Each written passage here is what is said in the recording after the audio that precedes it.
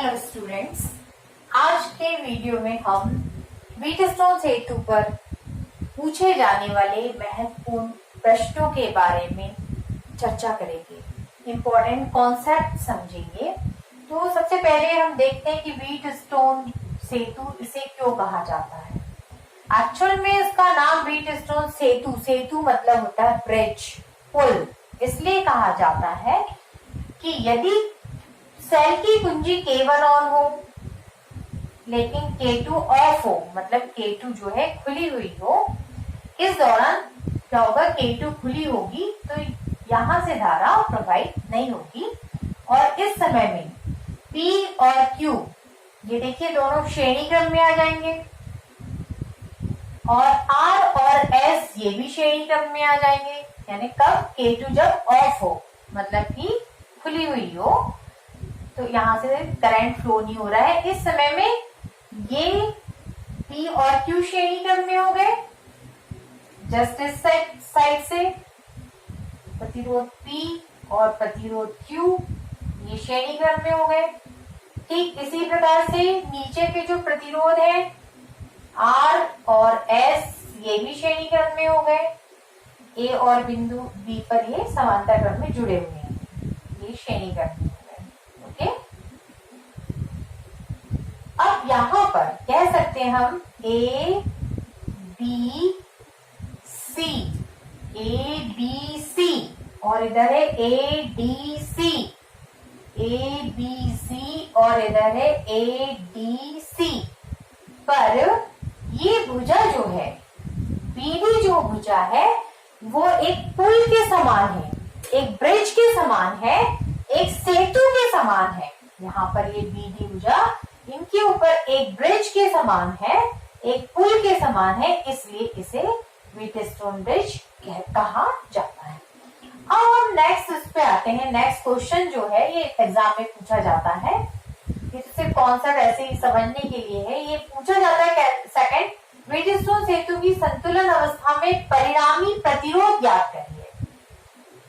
परिणामी प्रतिरोध ज्ञात करिए। व्हीटस्टोन सेतु जब संतुलित अवस्था में, संतुलित अवस्था का मतलब क्या होता है कि K1 भी ऑन हो, मतलब बंद हो, और K2 भी ऑन हो, दोनों कुंजी ऑन हो, परंतु हम प्रतिरोध R को इस प्रकार से एडजस्ट करते हैं, एडजस्टेबल है ये प्रतिरोध, समायोजन करते हैं इस प्रकार से या परिवर्तित करते हैं कि धारामापी में बहने वाली धारा का मान 0 हो जाए। और इस स्थिति में ये दोनों भुजाओं का अनुपात यानी P/Q इक्वल टू ये दोनों भुजाओं का अनुपात होता है। तो हम जानते हैं सेतु की संतुलन अवस्था में ऊपर की दोनों भुजाओं में लगे प्रतिरोधों का अनुपात इक्वल टू नीचे में जो भुजाओं में प्रतिरोध लगे हैं उनका अनुपात बराबर हो, तथा तब क्या होता है, धारामापी में से बहने वाली धारा 0 होती है। यदि यह अनुपात बराबर है तो धारा 0 होगी, या धारा 0 रहे तो यह अनुपात बराबर होंगे। ये हम जानते हैं सेतु की संतुलन अवस्था में। ओके, तो इस समय में हमको परिणामी प्रतिरोध ज्ञात करना है। तो प्रतिरोध ज्ञात करने के पहले आप देखिए यहाँ पे 4 प्रतिरोध जुड़े हुए हैं, तो डेफिनेटली प्रतिरोध ज्ञात करने के पहले हमको ये नॉलेज होना जरूरी है कि जब प्रतिरोध श्रेणी क्रम में जुड़े होते हैं, श्रेणी क्रम में कैसे, एक सीध में, मतलब पहले प्रतिरोध का दूसरा सिरा दूसरे प्रतिरोध के पहले सिरे से ठीक इसी प्रकार से जोड़ते जाते हैं। तो ये हो गया श्रेणी क्रम में। तो जब प्रतिरोध श्रेणी क्रम में जुड़े होते हैं तो उस समय में आंसर क्या आता है, परिणामी आंसर क्या आता है इनका, ये सीधे सीधे जुड़ जाते हैं, ये इनका रिजल्टेंट परिणामी आंसर होता है यहाँ पर ये। और जब वो समांतर क्रम में कैसे जुड़े रहते हैं, जैसे दो प्रतिरोध ये इनके पहले सिरे एक समान बिंदु पर दूसरे से समान बिंदु N पर जुड़े हुए हैं, तो परिणामी प्रतिरोध इनका इस समय में कैसा निकाला जाता है, 1/R1 प्लस 1/R2। ये हो गया समांतर संयोजन। ये कौन सा संयोजन था आपका, समांतर क्रम में जुड़े हैं प्रतिरोध। समांतर क्रम में प्रतिरोधों का ये आंसर होता है, श्रेणी क्रम में सीधे जुड़ जाते हैं। तो आइए हम अब देख रहे हैं व्हीटस्टोन ब्रिज जो है इसका परिणामी प्रतिरोध कैसे ज्ञात करते हैं। इसको ज्ञात करने के लिए हमने ये कॉन्सेप्ट समझना, यानी ये हमको मालूम होना चाहिए श्रेणी क्रम में सीधे जुड़ते हैं और समांतर क्रम में ये प्रतिरोध व्युत्क्रम जुड़ते हैं। तो आइए हम देखते हैं कि संतुलन अवस्था में जब Ig शून्य है, Ig शून्य है, इट मीन्स यहाँ का जो पोर्शन है इसका कोई महत्व नहीं है। ओके, ये चित्र में बना हो या ना बना हो परिपथ में, जब यहाँ ये शून्य धारा बह रही है तो इसको इस प्रतिरोध का कोई तात्पर्य नहीं है, यानी प्रतिरोध G का कोई वैल्यू नहीं रहेगी, यहाँ पर गणना में ये नहीं आएगा। तो इस स्थिति में देखिए आप P और Q कौन से क्रम में हो गए, इसको आप भूल जाइए, बिल्कुल भूल जाइए। तो ये P और Q कौन से क्रम में हो गए, दोनों श्रेणी क्रम में हो गए। आप देख लीजिए इस समय में जो प्रतिरोध P और Q जो है ये जुड़ा है A और ये B और ये हो गया आपका प्रतिरोध Q, ये हो गए, कह सकते हैं दोनों श्रेणी क्रम में हो गए। ओके, और नीचे के जो प्रतिरोध है ये भी श्रेणी क्रम में हो गए, प्रतिरोध R और S ये भी श्रेणी क्रम में हो गए, प्रतिरोध R और S, और ये दोनों जुड़ गए P प्लस Q और ये दोनों जुड़ गए, क्योंकि श्रेणी क्रम में प्रतिरोध क्या हो जाते हैं, सीधे जुड़ जाते हैं। ये दोनों जुड़कर क्या बन गया आपका P प्लस Q। ओके, ये इसका परिणामी प्रतिरोध हो गया P प्लस Q, ये दोनों का परिणामी प्रतिरोध कितना हो गया R प्लस S। ओके, तो यहाँ पर कह सकते हैं अपन ये ऊपर का प्रतिरोध बन गया है दोनों जुड़कर P प्लस Q और नीचे का हो गया है R प्लस S, और ये P प्लस Q और R प्लस S बिंदु A और C के बीच में जुड़े हुए हैं। ये हो गया आपका बिंदु A, इसके भी जुड़ा हुआ है, और बिंदु C। तो यहाँ पर ये दोनों प्रतिरोध श्रेणी क्रम में होने के कारण ऊपर का प्रतिरोध का परिणाम P प्लस Q, नीचे का हो गया R प्लस S, और इस प्रकार से ये समांतर संयोजन में हो गया। हम कह सकते हैं इस प्रकार का चित्र, ये हो गया आपका P प्लस Q फाइनल, और ये हो गया आपका R प्लस S, और ये दोनों A और C बिंदु के बीच में समांतर क्रम में जुड़े हैं। तो परिणामी प्रतिरोध हम निकाल सकते हैं, जैसे हमने 1/R1 लिखा, परिणामी प्रतिरोध को हम सपोज नाम दे रहे हैं R डैश, 1/R डैश जो निकालना है, तो ये समांतर में व्युत्क्रम जुड़ते हैं, तो ये हो गया आपका 1/P plus Q plus 1/R plus S।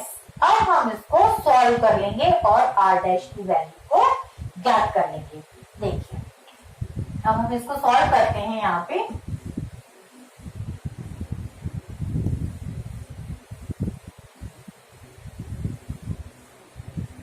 देख लीजिए R डैश 1/R डैश आपका लघुत्तम हो जाएगा, एलसीएम हो जाएगा P प्लस Q और R प्लस S। अब इसको सॉल्व कर लीजिए, तो इधर हो जाएगा R प्लस S, इधर प्लस में हो जाएगा कि R plus S plus P plus Q। Okay, अब इसको पलटा दीजिए तो फाइनल आंसर आ जाएगा आपका ये R डैश, परिणामी प्रतिरोध R dash is equal to जाएगा आपके पास में, पलटा दीजिए P plus Q R plus S upon में हो जाएगा P plus Q plus R plus S। और इस प्रकार से ये आपको प्राप्त हो गया परिणामी प्रतिरोध, सेतु की संतुलन अवस्था में परिणामी प्रतिरोध। ओके, पॉज करके आप स्क्रीनशॉट ले लीजिए और नोट कर लीजिए प्लीज। अब देखिए ये क्वेश्चन नंबर, परिपथ में A और B के, क्वेश्चन नंबर 3, परिपथ में A और B के बीच ये पूरा अरेंजमेंट है और इसमें 3 वोल्ट का सेल लगा हुआ है। तो यहाँ पर हमको ज्ञात करना है परिपथ का टोटल प्रतिरोध कितना होगा और सेल से कितनी धारा प्रवाहित हो रही है। ठीक है ना, A और B के बीच संयुक्त प्रतिरोध ज्ञात करना है, परिपथ का प्रतिरोध ज्ञात करना है, जो अभी हमने सीखा। इसके पहले व्हीटस्टोन सेतु का प्रतिरोध ज्ञात करना, बिल्कुल वही अप्लाई होगा यहाँ पे। और परिपथ में लगाए गए सेल का विभवांतर कितना दिया हुआ है, यहाँ पे सेल जो लगा है 3 वोल्ट विभवांतर का सेल लगा है, तो धारा भी ज्ञात करना। तो बहुत सिंपल है। तो सबसे पहले हम चेक करेंगे, सबसे फर्स्ट पॉइंट हम लोग देखते हैं, सॉल्व कर रहे हैं हम लोग यहाँ पर। सबसे फर्स्ट हम देखते हैं संतुलन अवस्था चेक करते हैं, इसकी संतुलन अवस्था में है कि नहीं, सेतु संतुलन अवस्था में है कि नहीं। तो इसको चेक कर रहे हैं, हम संतुलन अवस्था को चेक कर रहे हैं। तो हम सबसे पहले निकालते हैं, यहाँ पर ये दोनों भुजाओं का अनुपात लेते हैं और ये दोनों भुजाओं का अनुपात लेते हैं, ठीक है ना। अनुपाती भुजाएं चेक करते हैं। अनुपाती भुजाएं, जो अनुपाती भुजाएं हैं उनका अनुपात चेक करते हैं। 3/5 और अगली जो भुजा है ये 3/5 हो गया, ये हो गया 9/15। ओके, तो यहाँ पे हम ये देखते हैं 9/15 क्या ये आपस में बराबर है या नहीं है। तो यहाँ पर देख लीजिए ये कितना हो जाएगा आपका, 3 3 9, 3 बच्चे 15, 3/5 यहाँ पर अर्थात P/Q, यानी हम जानते हैं P/Q = R/S। तब IG यानी धारा मापी में से बहने वाली धारा क्या होती है, 0 होती है। तो यहाँ पर ये अनुपाती भुजाएं जो है इनमें प्रतिरोध का अनुपात जो है बराबर है, इसलिए यहाँ पर जो धारा प्रवाह होगा वो 0 होगा, जो बीच में जो धारा प्रवाह होगा 0 होगा, तो इसका कोई औचित्य नहीं रह जाएगा। तो यहाँ पर 3 और 5 जो है वो श्रेणी क्रम में आ जाएंगे, मतलब ये यूजलेस हो जाएगा यहाँ पोर्शन जो है, क्योंकि यहाँ पर कोई भी धारा नहीं प्रवाहित होगी। हम जानते हैं कि बहने वाली धारा कितनी हो जाती है, बीच में यहाँ जो गैल्वेनोमीटर लगा रहता है उसमें बहने वाली धारा कितनी हो जाती है, 0। तो ये दोनों जो है प्रतिरोध 3 और 5 ये श्रेणी क्रम में हो गए। ये A बिंदु हो गया और ये हो गया आपका B बिंदु। नीचे के प्रतिरोध ये भी श्रेणी क्रम में हो गए, यहाँ पर प्रतिरोध 9 और प्रतिरोध 15 ये भी श्रेणी क्रम में हो गए इस प्रकार से, ठीक है। और ये जुड़े हुए हैं 3 वोल्ट के सेल के बीच में। तो इस प्रकार से फाइनल हो गया, ये दोनों जुड़ के हो गए 3 + 5 यानी 8, ये हो गया 8 ओम का प्रतिरोध, ये हो गया 9 + 15 यानी कि 24 ओम का हो गया, और ये A बिंदु और B बिंदु पर हो गए समांतर क्रम में। अब यहाँ पर हम परिणामी प्रतिरोध ज्ञात कर लेंगे और इस प्रकार से हमको परिणामी प्रतिरोध R ज्ञात हो जाएगा। तो परिणामी प्रतिरोध R है, मान लीजिए सपोज हम परिणामी प्रतिरोध को कह रहे हैं R, परिणामी प्रतिरोध R ज्ञात कर रहे हैं अपन। तो ये हो जाएगा 1/R = समांतर में व्युत्क्रम जुड़ते हैं, जस्ट अभी देखा इसके पहले हमने, ये हो गया 1/8 + 1/24, एलसीएम आ गया 24, यहाँ पर हो गया आपका 3 और 1, 1/R = 4/24, तो R = हो गया 24/4 और ये हो गया आपका 6 ओम। ओके, ये हो गया आपका 6 ओम। तो परिणामी प्रतिरोध कितना आ गया इसका, 6 ओम। अब बोल रहे साथ ही आपको सेल कितनी धारा दे रहा है ये भी याद करना। तो हम जानते हैं विभवांतर कितना दिया है, V = IR, विभवांतर दिया है 3 वोल्ट, यहाँ रख देंगे 3 और I और R की वैल्यू हम निकाल चुके हैं। तो I = हो जाएगा 3/6 यानी कि 1/2 यानी कि 0.5 एम्पियर। धारा का मात्रक क्या होता है, एम्पियर होता है, ठीक है। नोटेड, इसको नोट करिए।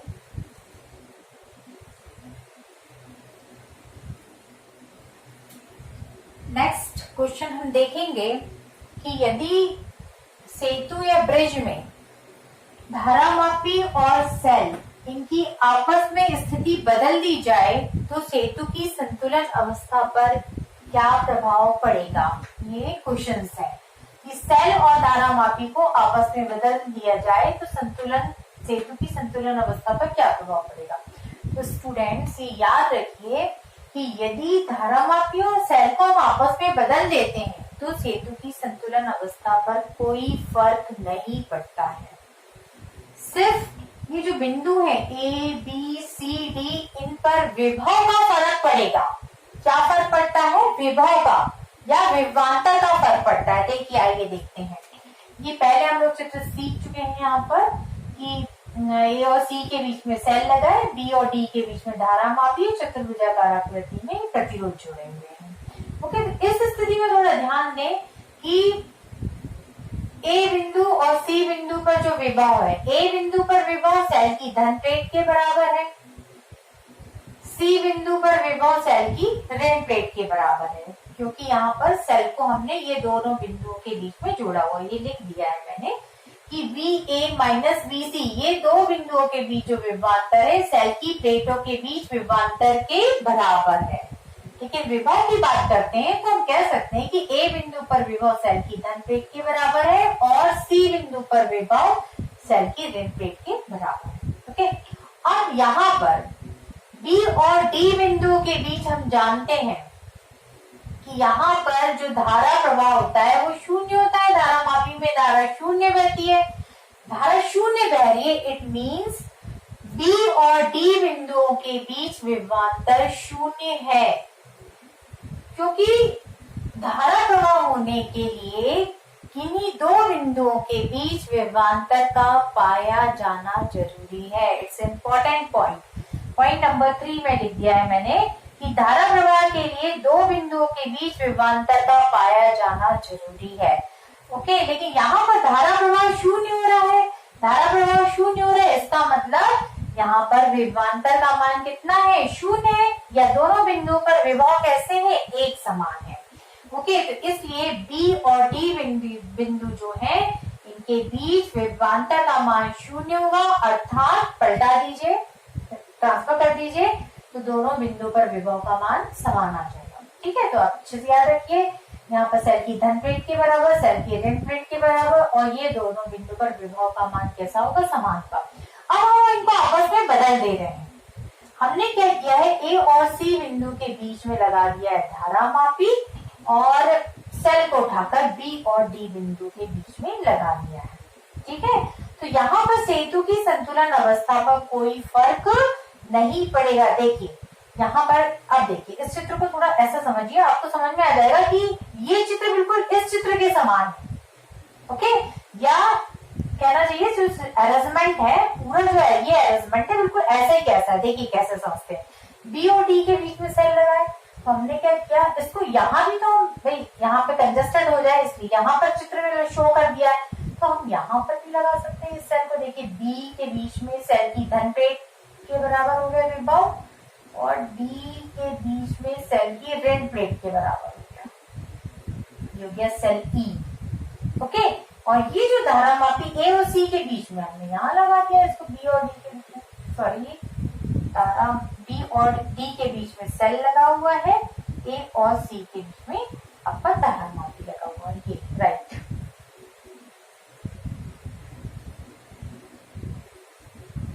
अब देखिए ये वाला जो चित्र है बिल्कुल इसके जैसा है कि नहीं। आप इस चित्र को ऐसा रिवर्स कर दीजिए, ऐसा पलटा दीजिए, जस्ट ऐसा कर दीजिए। देखिए ओके, क्लॉकवाइज घुमा दीजिए, देखिए सेल यहाँ पर आ जाएगा और पूरा ये सेम सिचुएशन आ जाएगी। तो इस प्रकार से सेल और धारा मापी को बदलने पे इसकी संतुलन अवस्था पर कोई फर्क नहीं पड़ता है, सिर्फ विभव बदल जाते हैं। अब देखिए यहाँ पे विभव कैसे बदल गए, अभी यहाँ पर A और C पर जो विभवांतर था वो सेल की प्लेटों के विभवांतर के बराबर था, मतलब A पर सेल की धन प्लेट के बराबर, C पर सेल की ऋण। अब यहाँ पे विभव क्या हो गया है, B बिंदु पर विभव, पहले यहाँ पर ये दोनों अलग थे, अब ये देखो यहाँ पर B बिंदु पर जो विभव वो सेल की धन प्लेट के बराबर हो गया, और D पर जो विभव है वो सेल की ऋण प्लेट के बराबर हो गया। A और C जो है यहाँ पर धारा प्रवाह कितना है, शून्य है, इसलिए यहाँ पर ये दोनों बिंदु के बीच विभवांतर कितना होगा, शून्य होगा, और इस प्रकार से ये दोनों बिंदुओं पर विभव का मान कैसा होगा, एक समान होगा। ओके, तो यहाँ पर क्या है आंसर कि आपस में इनको बदलने पर संतुलन अवस्था पे कोई फर्क नहीं पड़ता है, सिर्फ विभव के मान बदल जाते हैं। यदि ये पूछा जाता है क्वेश्चन तो आंसर देना आपको आना चाहिए। ओके, और इसलिए एक नोट याद रखिए कि यहाँ पर ये नोट आप याद रखिए कि इनको आपस में बदलने पर कोई फर्क नहीं पड़ता है, इसलिए ये AC भुजा जिसमें सेल लगा हुआ है और BD जो भुजा है जिसमें धारा मापी लगा हुआ है, इनको संयुग्मी भुजाएं कहते हैं। AC भुजा व BC भुजा, सॉरी BD भुजा, ये कौन सी भुजाएं कहलाती हैं, संयुग्मी भुजाएं कहलाती, कॉन्जुगेट आर्म संयुग्मी भुजाएं कहलाती हैं। क्योंकि यहाँ धारामापी और सेल को आपस में बदलने पर संतुलन अवस्था पे कोई फर्क नहीं पड़ता है, इसलिए इसको संयुग्मी भुजाएं कहते हैं। ओके, हम जानते हैं इनको कौन सी भुजाएं कहते हैं, इन दोनों को अनुपाती भुजाएं कहते हैं। आर कौन सी भुजा है आपकी, ज्ञात भुजा है, और एस कौन सी भुजा है आपकी, अज्ञात भुजा है।